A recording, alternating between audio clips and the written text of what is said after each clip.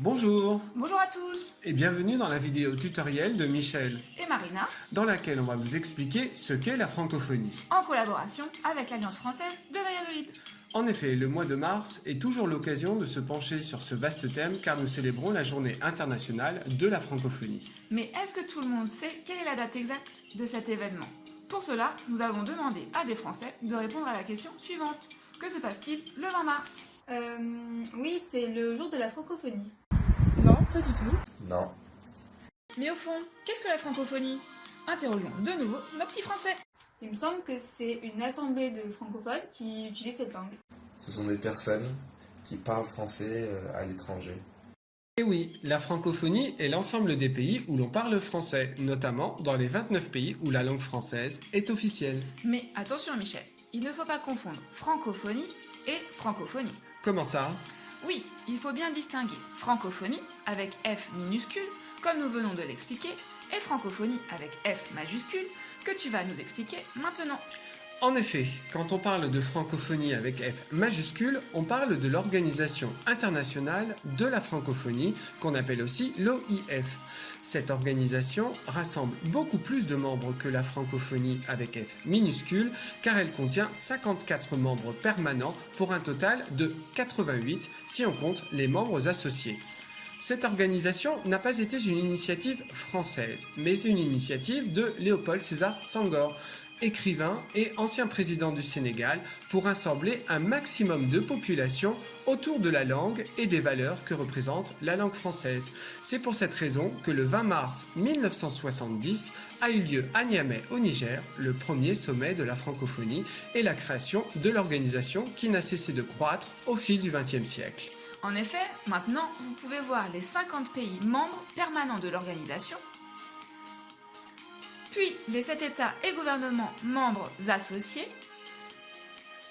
enfin les 27 États et gouvernements observateurs pour un total de 88 membres.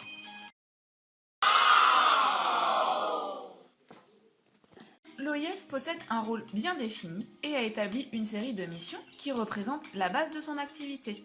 La première mission est de promouvoir la langue française et la diversité culturelle et linguistique. La deuxième, de promouvoir la paix, la démocratie et les droits de l'homme. La troisième, d'appuyer l'éducation, la formation, l'enseignement supérieur et la recherche. La quatrième, développer la coopération au service du développement durable. La cinquième, porter une attention particulière aux jeunes et aux femmes. Et enfin, la dernière, de permettre l'accès au TIC au plus grand nombre.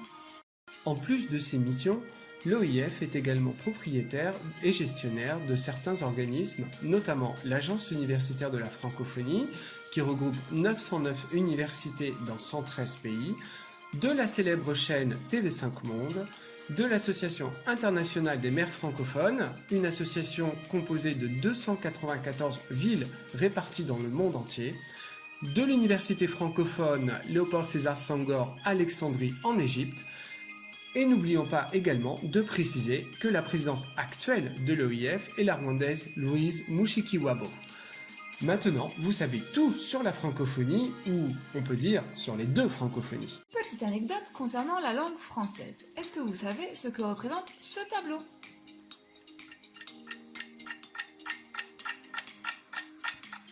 Eh bien, c'est le traité de Versailles du 28 juin 1919, traité de paix de la Première Guerre mondiale. Parmi les personnes qui ont assisté à ce traité dans la galerie des glaces du château de Versailles, nous pouvons citer Orlando Vittorio, président du Conseil italien, Wilson, président des États-Unis, Clemenceau, chef du gouvernement français, et enfin Lord George, Premier ministre britannique. Pourquoi on vous parle de cet événement? Ah bah oui, pourquoi? C'est parce qu'il a été très important pour l'histoire de la langue française. Car avant cette date, l'intégralité des traités internationaux était rédigée en français. Mais lors du traité de Versailles, le président américain Wilson ne parlait pas français, alors que Clemenceau, lui, parlait anglais car il avait été marié à une américaine.